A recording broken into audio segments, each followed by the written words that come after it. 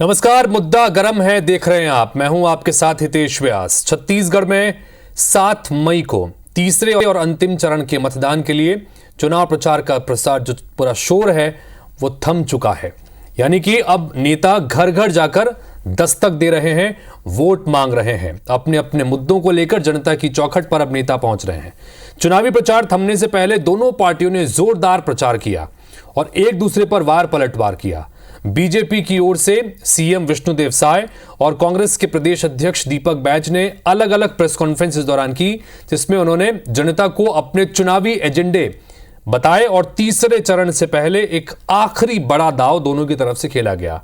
आखिर इन दोनों पार्टियों के क्या हैं एजेंडे और किसके एजेंडे पर मतदाता भरोसा कर रहे हैं या भरोसा करके वोट देने के लिए कल अपने घरों से निकलेंगे, इस पर चर्चा करेंगे। दोनों ही तरफ से हमारे साथ में खास मेहमान जुड़ेंगे, लेकिन उससे पहले एक बार रिपोर्ट देखिए और ये देखिए कि कल जब प्रेस कॉन्फ्रेंस की गई तो इस प्रेस कॉन्फ्रेंस में दोनों ही तरफ से किस तरह के दावे हुए।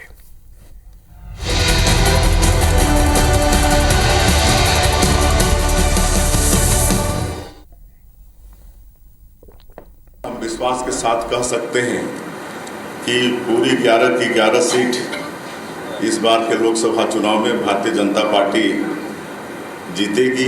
पहले 2 चरणों के मतदान में छत्तीसगढ़ 4 सीटों के साथ पूरे देश में कांग्रेस और इंडिया गठबंधन के लिए मतदाताओं का रुझान साफ दिख रहा है। छत्तीसगढ़ में 7 मई को होने जा रहे अंतिम चरण के मतदान से पहले भाजपा और कांग्रेस दोनों ही दलों की ओर से किए जा रहे जीत के इन दावों में कितनी हकीकत है, इसका पता तो 4 जून को नतीजों के दिन ही मालूम पड़ेगा। लेकिन दोनों ही पार्टियों ने अंतिम घमासान से पहले अपना पूरा दमखम लगाने में कोई कोर कसर नहीं छोड़ी। चुनाव प्रचार थमने से पहले दोनों ही दलों ने प्रेस कॉन्फ्रेंस करके मतदाताओं तक अपना संदेश पहुँचाने की कोशिश की।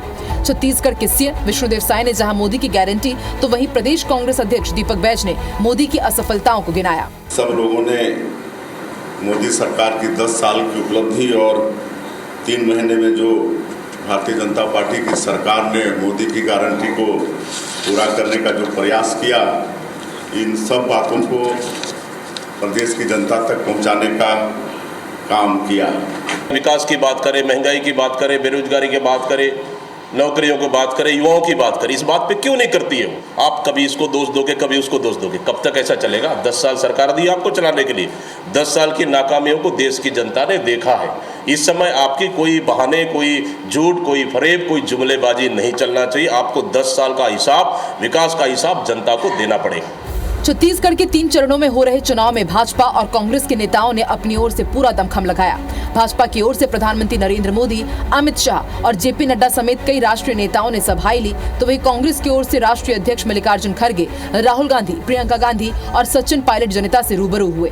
दोनों पार्टियों ने महिलाओं और युवाओं को अपनी ओर आकर्षित करने के लिए विशेष गारंटी दी है, तो वहीं जातिगत समीकरण को साध कर वोट पाने की दिशा में मेहनत भी की है। ऐसे में अब 4 जून को देखना होगा कि जनता ने किसकी मेहनत और गारंटी को देख अपना मत दिया है। सौरभ सिंह परिहार के साथ ब्यूरो रिपोर्ट, IBC 24 रायपुर।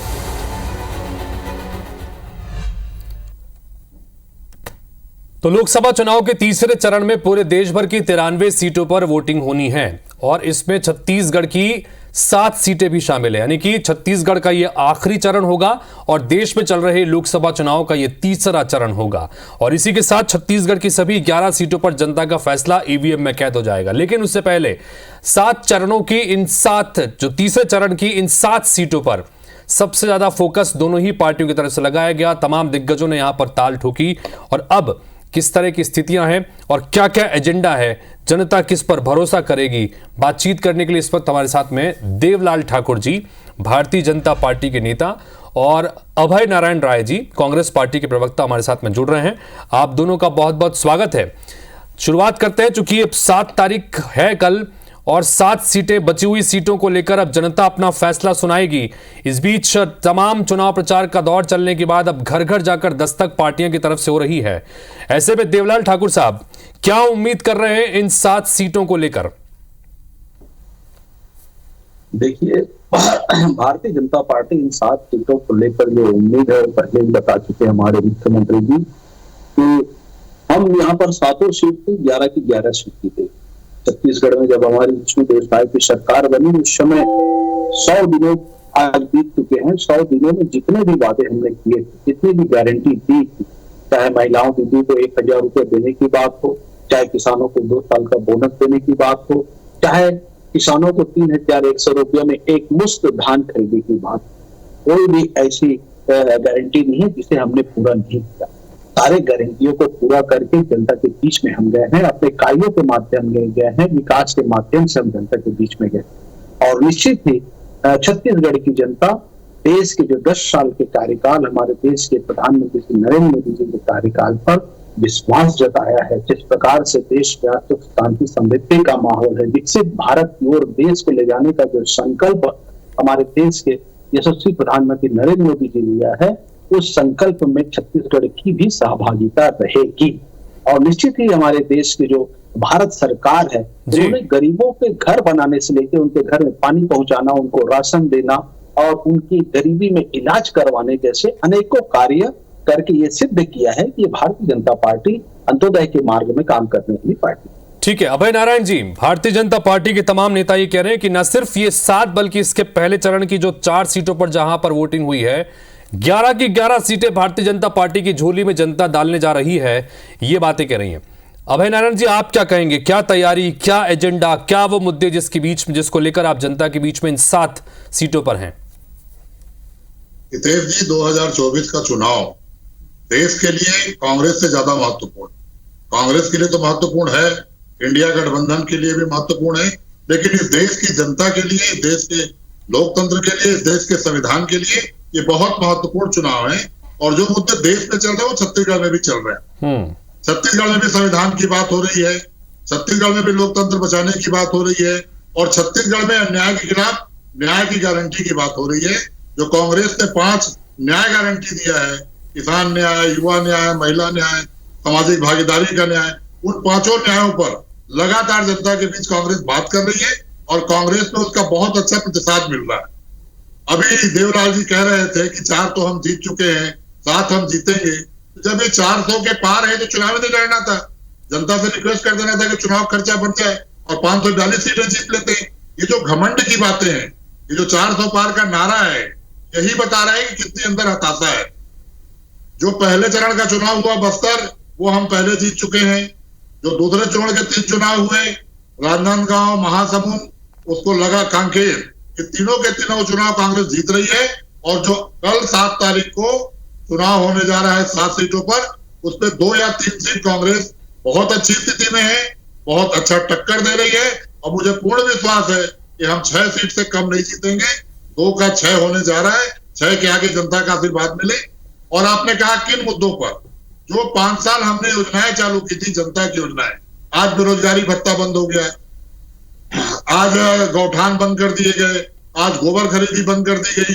इन तमाम मुद्दों पर जनता जब भूपेश बघेल सभाओं में जाते हैं तो लोग कहते हैं कि साए साए बिजली आप बंद हो गया, साए साए गोबर खरीदी बंद हो गई। लेकिन अभय नारायण जी, कल जो प्रेस कॉन्फ्रेंस हुई उसमें भी विष्णुदेव साय ने, मुख्यमंत्री ने ये कहा, और इससे पहले भी लगातार वो कह रहे हैं कि 100 दिन का जो कार्यकाल अब तक रहा है, मोदी की गारंटी की ज्यादातर गारंटियों को इन 100 दिनों के भीतर भारतीय जनता पार्टी की सरकार ने पूरा कर दिया है। डबल इंजन की सरकार चल रही है, विकास हो रहा है, इसका फायदा मिलेगा, वो ये कहते हैं।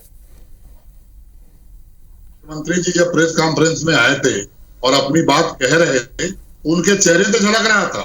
3100 रुपए एक मुश्त देने की बात थी, पंचायत भवन के में ऑफिस खोल के वहां नगद देने की बात थी, आपने 2 बार में दिया।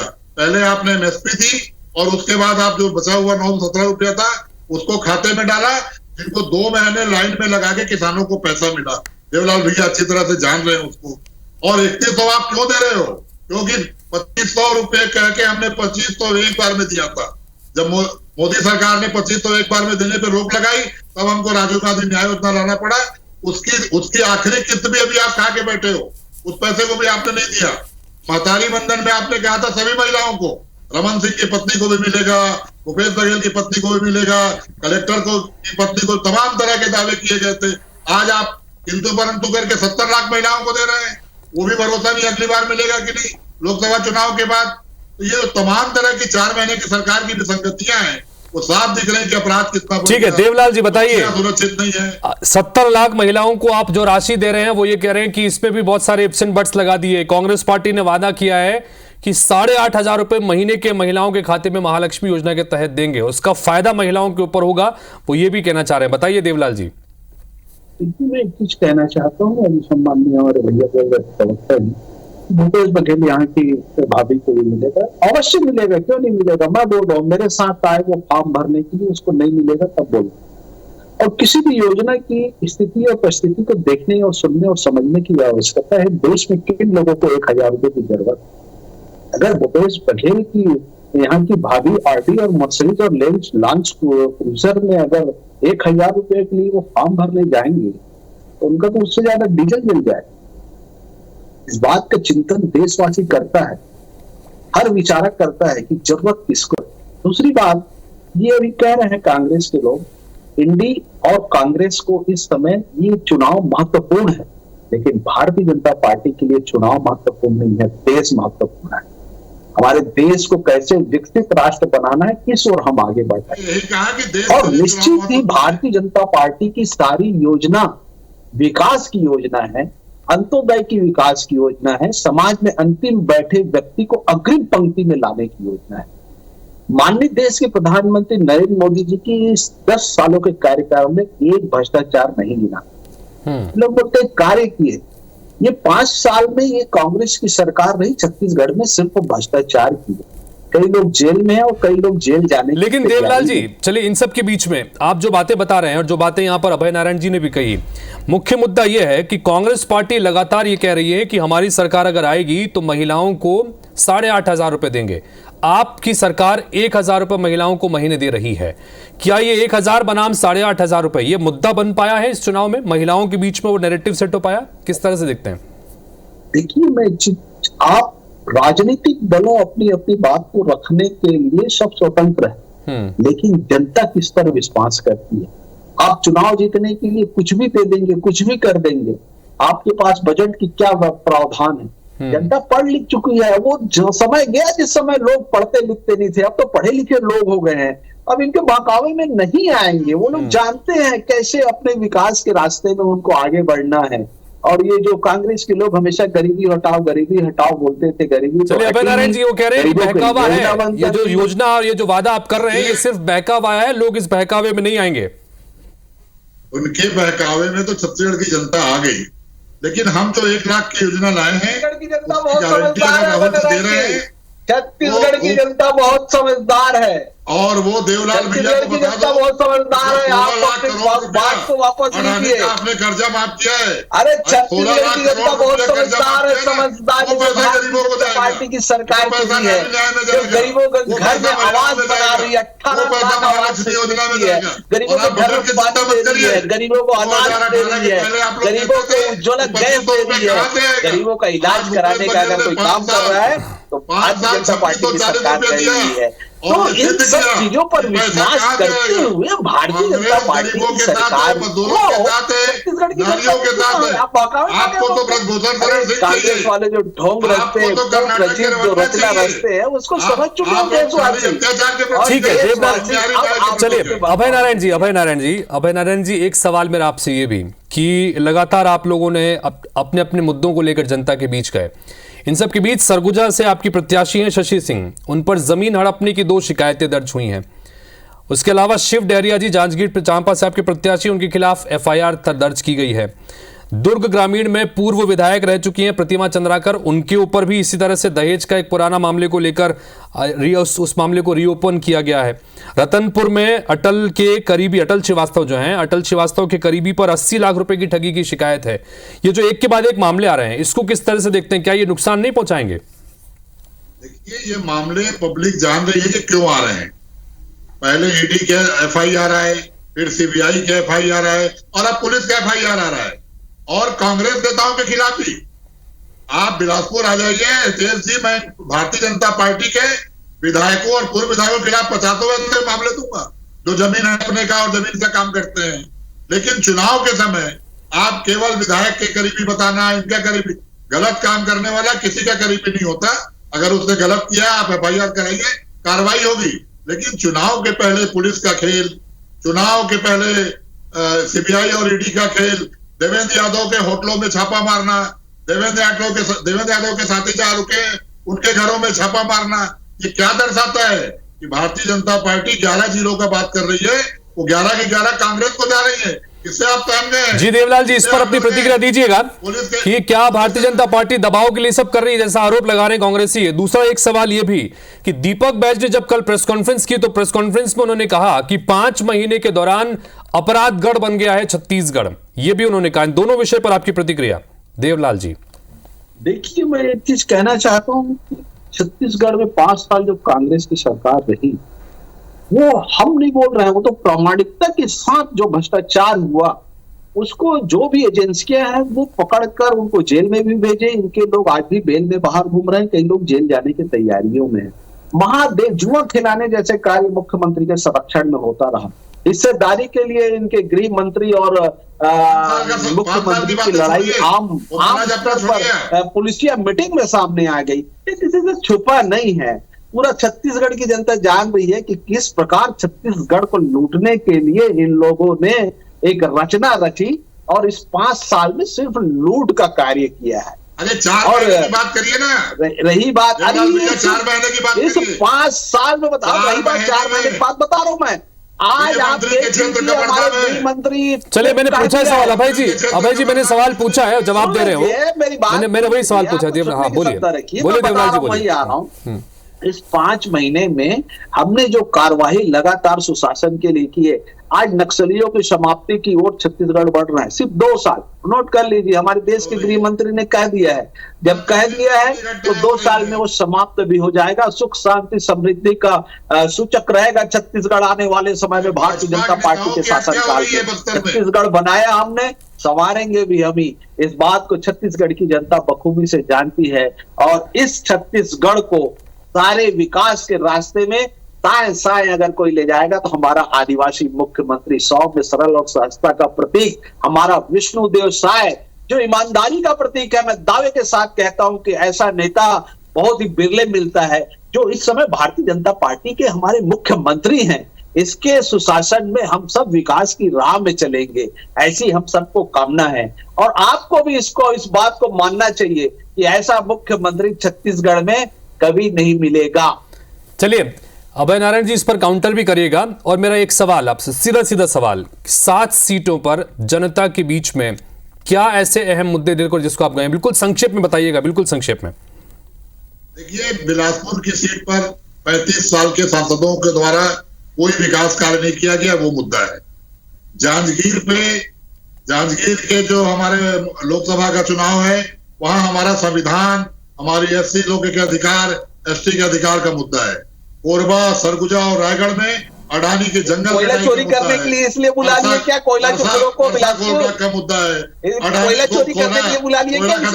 का मुद्दा है। तो हमारे 7 सीट पे मुद्दे कांग्रेस के, जनता के मुद्दे हैं, न्याय के मुद्दे हैं। और आप देखिएगा कि कल मतदान करने जब जनता निकलेगी तो बड़ी संख्या। चलिए, तो दोनों ही तरफ से गारंटियों की बात हो रही है। एक तरफ मोदी की गारंटी, तो दूसरी तरफ कांग्रेस कहती है कि 5 न्याय और 25 गारंटी के साथ हम जनता के बीच में हैं और जनता इस पर हमारा साथ देगी। बहरहाल ये तो तय है कि छत्तीसगढ़ की 7 सीटों पर सियासी बिसात पूरी तरह से बिछकर तैयार है और ऐसे में किसकी शह मात होगी ये अब जनता यहां पर तय करेगी, क्योंकि अब जनता की बारी है, जनता अपना वोट करेगी। लेकिन हाँ, अपील जरूर करते हैं कि कल अगर आपके क्षेत्र में वोटिंग हो रही है तो वोट जरूर डालिएगा। आप दोनों का बहुत बहुत शुक्रिया चर्चा में शामिल होने के लिए। नमस्कार।